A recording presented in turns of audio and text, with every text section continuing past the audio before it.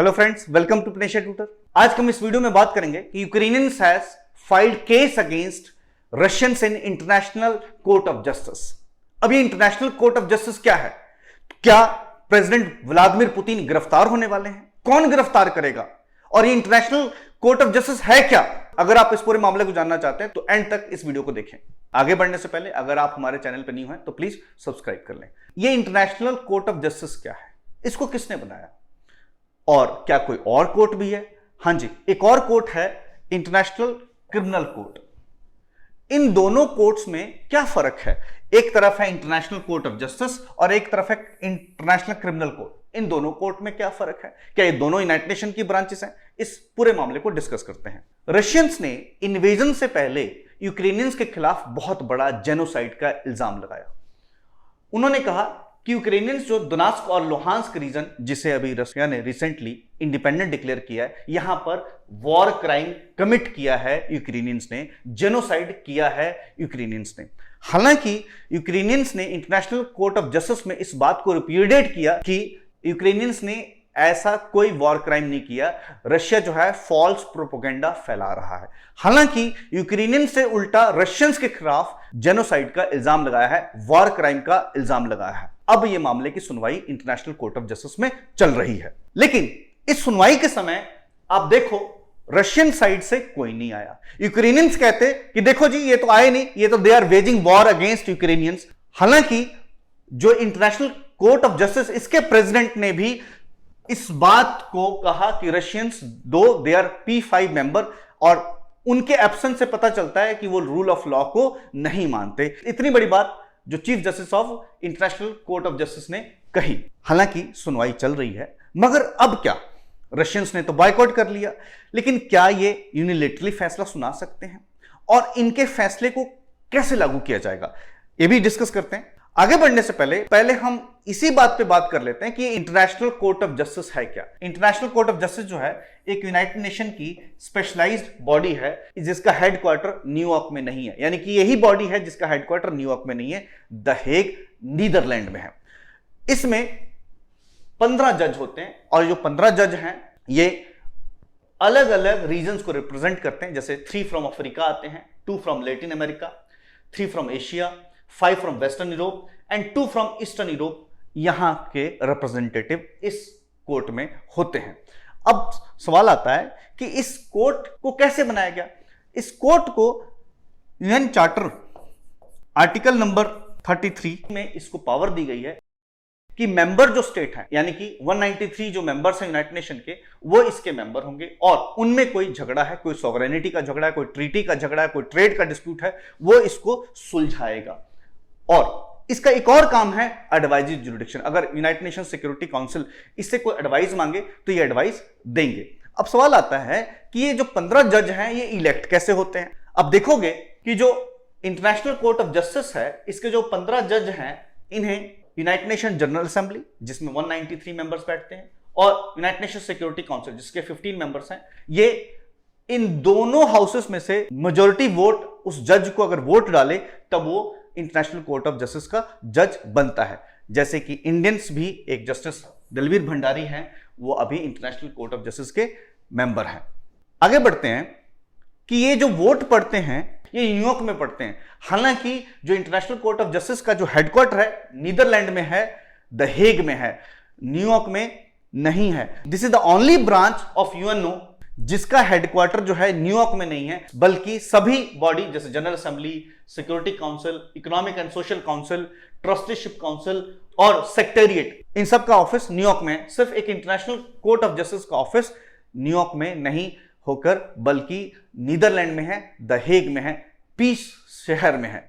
World war 2 के बाद ही एक बॉडी बनाई गई 1992 में, permanent court of international justice. ये बॉडी जो मेंबर पार्टीज हैं उनके डिस्प्यूट को रिजॉल्व करने के लिए, सॉवरेनिटी का कोई मामला है उसको रिजॉल्व करने के लिए बनाई गई थी। फिर वर्ल्ड वॉर 2 के एंड में एक कमेटी बनाई गई जिसका नाम था GH हैकवर्थ कमेटी 1945। इस कमेटी के रिपोर्ट के बाद इंटरनेशनल कोर्ट ऑफ जस्टिस बनाया गया, और इस परमानेंट कोर्ट की आखिरी मीटिंग 1945 में थी, और इस मीटिंग में उसने सारे अपने documents, archives international Court of justice को हैंडओवर करके ये कोर्ट बंद हो गया। अब इस इंटरनेशनल कोर्ट ऑफ जस्टिस में 193 मेंबर्स हैं, यानी कि वो सारे मेंबर यूनाइटेड नेशन ऑर्गेनाइजेशन के जो हैं वो automatically international Court of Justice के मेंबर्स हैं। और अब इसका फंक्शन क्या है? इसका फंक्शन यही है, यूएन चार्टर्स आर्टिकल नंबर 33 में लिखा है कि अगर मेंबर देशों में कोई झगड़ा है with respect to sovereignty, trade dispute, boundary dispute, उन सबको सुलझाएगा। और इसके पास एक और जुरिडिक्शन है, दैट इज एडवाइजरी जुरिडिक्शन। अब सवाल आता है कि ये अपने फैसले को लागू कैसे करता है? क्या इसका जजमेंट फाइनल है? हाँ जी, there is no court of appeal, यानी कि जो इंटरनेशनल कोर्ट ऑफ जस्टिस है इसके जो जजमेंट है वो फाइनल है और बाइंडिंग है। लेकिन अगर कोई मेंबर देश ना माने तो क्या इसके पास तरीका है इसको इंप्लीमेंट करने का? तो आंसर इज नो। इसके पास कोई तरीका नहीं है अपने जजमेंट को लागू करवाने का, सिवाय एक कि इंटरनेशनल कोर्ट ऑफ जस्टिस जो है ये यूनाइटेड नेशन सिक्योरिटी काउंसिल को अपील करेगा, बोलेगा कि भाई आप हमारे जजमेंट को लागू करो। लेकिन अगर यूनाइटेड नेशन सिक्योरिटी काउंसिल के मेंबर नहीं चाहते तो फिर वो जजमेंट नहीं लागू हो सकता। इसका मतलब है, आप कह सकते हो कि ये जो जस्टिस सिस्टम है लगभग कहीं ना कहीं फेल्ड सिस्टम भी है।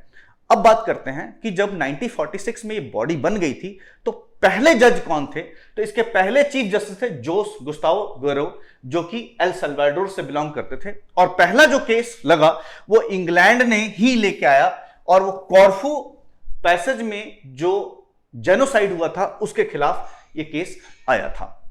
क्या कोई इंडियन यहां जज बना? जी हां, इस समय इंडियन जज justice Dalveer Bhandari International Court of Justice के मेंबर हैं और सिंस 2012 मेंबर हैं। जो इस कोर्ट के जज होते हैं वो 9 ईयर टर्म्स के लिए इलेक्ट होते हैं। और इसको इलेक्ट कौन करता है? इसे जैसे मैंने बताया कि यूनाइटेड नेशन जनरल असेंबली और यूनाइटेड नेशन सिक्योरिटी काउंसिल, ये दोनों साइमल्टेनियसली यानी कि अलग अलग बैठ के मेजोरिटी वोट से अगर वोट डाल दें तो जो कैंडिडेट खड़ा है वो जीत जाता है। जैसे कि हमारे जस्टिस दलवीर भंडारी जीते थे। यहां हिस्टोरिकल बात यह थी कि हमारे जस्टिस दलवीर भंडारी के सामने इंग्लैंड का कैंडिडेट था। आप हैरान होंगे, इंग्लैंड के कैंडिडेट को विड्रॉ करना पड़ा, और इसलिए जस्टिस दलवीर भंडारी को कहा जाता है कि इन्होंने हिस्ट्री बनाई है, और ये 2012 से इस कोर्ट में जज है। आज तक जस्टिस दलवीर भंडारी के अलावा रघुनंदन स्वरूप पाठक, नागेंद्र सिंह और सर बेनेगल राव ये जज रह चुके हैं। आगे बढ़ते हैं। क्या इंडिया भी किसी मामले में यहां गया है? हां जी, इंडिया 6 ओकेजन पर यहां कोर्ट में गया है, और 4 में तो हम इंडो पाकिस्तान के रिलेशन पे गए, जैसे कि right of passage of Indian territory, 1960 में appeal relating to jurisdiction of ICAO, 1972 में ट्रायल ऑफ पाकिस्तानी प्रिजनर्स, 1973 में एरियल इंसिडेंट ऑफ 10 अगस्त 1999, ये 2000 में obligation concerning negotiation relating to cessation of nuclear arms, ये मामला लगा 2016 में। और आखिरी जो मामला था वो आप सबको बहुत भली भांति याद होगा, कुलभूषण यादव का। ये इंडियन नेवी के ऑफिसर है जिसे पाकिस्तानियों ने ईरान के बॉर्डर पर गिरफ्तार कर लिया और इल्जाम लगाया कि ये स्पाइंग कर रहे थे, यानी कि इन पे डाटा चोरी का इल्जाम लगाया, और वहां पाकिस्तानी मिलिट्री कोर्ट में इनके खिलाफ केस लगा और पाकिस्तानी मिलिट्री कोर्ट ने इन्हें फांसी की सजा दे दी थी। इंडिया ने इंटरनेशनल कोर्ट ऑफ जस्टिस में अपील की कि भाई ये फांसी जो है ये ड्यू प्रोसेस को फॉलो करके नहीं लगाई गई, इसलिए इसको रोक लगाई जाए, और इंटरनेशनल कोर्ट ऑफ जस्टिस ने भी हमारे फेवर में डिसीजन लिया। तो ये था इंटरनेशनल कोर्ट ऑफ जस्टिस के बारे में।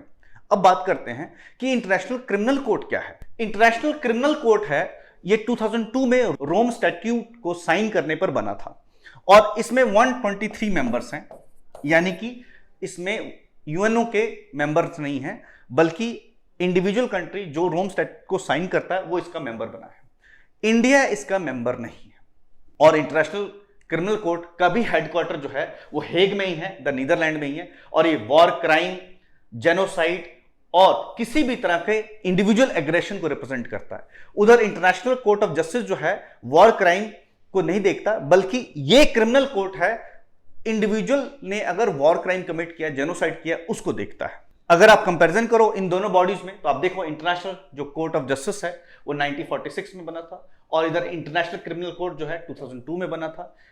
यूनाइटेड नेशंस इसका रिलेशनशिप, जो इंटरनेशनल कोर्ट ऑफ जस्टिस है वो वर्ल्ड कोर्ट भी कहा जाता है और ऑफिशियल कोर्ट है यूनाइटेड नेशन का, और इधर इंटरनेशनल क्रिमिनल कोर्ट जो है इंडिपेंडेंट है और मे receive referrals from United nation security council, और यूनाइटेड नेशन सिक्योरिटी काउंसिल चाहे इस कोर्ट में केस भेज सकता है कि भाई आप इस कोर्ट में ये केस चलाओ। इसका हेडक्वार्टर जो है इंटरनेशनल कोर्ट ऑफ जस्टिस का, वो नीदरलैंड में है, हेग में। और ये जो झगड़े हैं वो दो पार्टियों के बीच में झगड़ों को सुलझाता है और एडवाइजरी ओपिनियन भी देता है। हालांकि जो सब्जेक्ट मैटर होता है वो कौन कौन सा इसमें डिस्कस होता है, जैसे कि sovereignty, boundary dispute, maritime dispute, trade, natural resource dispute, human right dispute, ऐसे डिस्प्यूट आते हैं। लेकिन जो इंटरनेशनल क्रिमिनल कोर्ट है इसमें genocide, war against humanity, aggression, individual के खिलाफ केस लगता है। पैसा कहां से आता है? तो इंटरनेशनल कोर्ट ऑफ जस्टिस में यूनाइटेड नेशन के बजट के थ्रू आता है, और इंटरनेशनल क्रिमिनल कोर्ट जो है इंडिविजुअल नेशंस जो मेंबर हैं 123 जो इस स्टैट्यूट के मेंबर हैं वो फंडिंग करते हैं, इंटरनेशनल ऑर्गेनाइजेशंस फंड करती हैं या इंडिविजुअल फंड देते हैं। इस तरह से ये दोनों बॉडीज टोटली डिफरेंट हैं। क्योंकि इंडिया जो है इस 123 मेंबर का पार्ट नहीं है, तो इंडिया के खिलाफ क्या केस हो सकता है? जनरली कैसे केस आता है? अगर किसी देश के अंदर उसकी जो सुप्रीम कोर्ट है, उसकी हाईएस्ट कोर्ट है, वहां कोर्ट उस केस को, वॉर क्राइम को ना सुलझा पाए, उस इंडिविजुअल के खिलाफ केस को ना टैकल कर पाए, सही से न्याय ना मिले, तब मेंबर जो है यहां पर केस करते हैं और ये सुनवाई करता है और इंडिविजुअल को सजा भी दे सकता है। अब जो मेंबर नहीं है तो क्या उसके खिलाफ केस हो सकता है? जैसे क्या भारत के खिलाफ वॉर क्राइम का केस हो सकता है? तो आंसर है नहीं, क्योंकि इंडिया इसका मेंबर नहीं है। ये सिर्फ अपने मेंबर के खिलाफ ही फैसला सुनाते हैं। अब सवाल आता है कि इंटरनेशनल क्रिमिनल कोर्ट कितना इफेक्टिव है? अगर आप इस मैप में देखोगे तो आज तक जो सुनवाई चल रही है, जो इन्वेस्टिगेशन हुई है, वो जा तो साउथ अमेरिका के देशों के खिलाफ, जा अफ्रीका के देशों के खिलाफ, या एशिया के देशों के खिलाफ, मतलब अमेरिका, कनाडा, यूरोप के खिलाफ कोई भी इन्वेस्टिगेशन नहीं चल रही। हालांकि अमेरिका ने अफगानिस्तान को बर्बाद कर दिया, लीबिया को बर्बाद कर दिया, इराक को बर्बाद कर दिया, फिर भी उसके खिलाफ वॉर क्राइम के कोई इल्जाम नहीं लगे। तो इसलिए इंटरनेशनल क्रिमिनल कोर्ट पर पार्शियलिटी का इल्जाम लगता है, जिसकी वजह से इसकी इफेक्टिवनेस कम हो गई है। अब सवाल आता है रशिया के खिलाफ इंटरनेशनल कोर्ट ऑफ जस्टिस में जो केस चल रहा है, अब उसका क्या? तो जैसे मैंने पहले ही बताया कि अगर international Court of justice Russia के खिलाफ फैसला देती भी है तो फैसले को लागू कैसे करेंगे? क्योंकि इंटरनेशनल कोर्ट ऑफ जस्टिस की कोई ब्रांच नहीं है जो लागू कर सके। ये यूनाइटेड नेशन सिक्योरिटी काउंसिल पर डिपेंडेंट है, और यूनाइटेड नेशन सिक्योरिटी काउंसिल के मेंबर चाहें तो रशिया पे इंप्लीमेंट कर सकते हैं, लेकिन रशिया P5 का मेंबर है और रशिया के पास वीटो पावर है। तो अल्टीमेटली ये आंसर होता है कि इंटरनेशनल कोर्ट ऑफ जस्टिस के फैसले का रशिया पर कोई असर नहीं होगा। हां, बस बदनामी हो सकती है, फैसला आ सकता है, इससे ज्यादा कुछ नहीं होगा। फ्रेंड्स, आपको अब कमेंट में लिखना है कि हम क्या करें कि ये इंटरनेशनल क्रिमिनल कोर्ट और इंटरनेशनल कोर्ट ऑफ जस्टिस और स्ट्रांग हो, क्या रिफॉर्म चाहिए, आपको कमेंट करना है। और अगर आपको ये वीडियो अच्छी लगी तो लाइक करें, शेयर करें। नेक्स्ट वीडियो में नेक्स्ट किसी इशू के साथ, टिल देन थैंक यू।